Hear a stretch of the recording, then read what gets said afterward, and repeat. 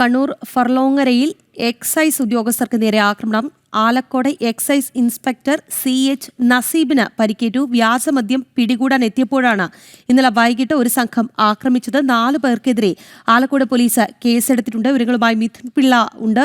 Mithun, excise ഉദ്യോഗസ്ഥന് നേരെയുണ്ടായ ആക്രമണം എങ്ങനെയാണ് അദ്ദേഹത്തിന്റെ നിലവിലെ അവസ്ഥ?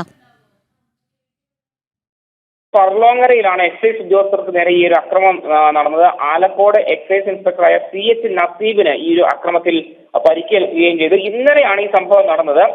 വ്യാജമദ്യം പിടികൂടാൻ എത്തിയപ്പോഴാണ് ഒരു സംഘം ക്രിമിനലുകൾ ഇദ്ദേഹത്തെ ആക്രമിച്ചത്. സംഭവവുമായി ബന്ധപ്പെട്ട് 4 പേർക്കെതിരെ ആലക്കോട് പോലീസ് ഇപ്പോൾ കേസെടുത്തിട്ടുണ്ട്.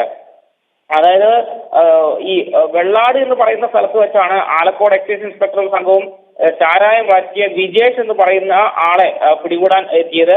അവിടേക്ക് കൊണ്ടുവരുന്ന സമയത്താണ് ഈ 3 പ്രതികൾ ചേർന്ന് ഈ ഉദ്യോഗസ്ഥരെ ആക്രമിക്കുകയും കൈയൊക്കെ പിടിച്ച് തിരിക്കുകയും ചെയ്തത്. പരിക്കേറ്റ ഈ എക്സൈസ് ഉദ്യോഗസ്ഥരെ ഇന്നലെ തന്നെ ആശുപത്രിയിൽ പ്രവേശിപ്പിച്ചിരുന്നു.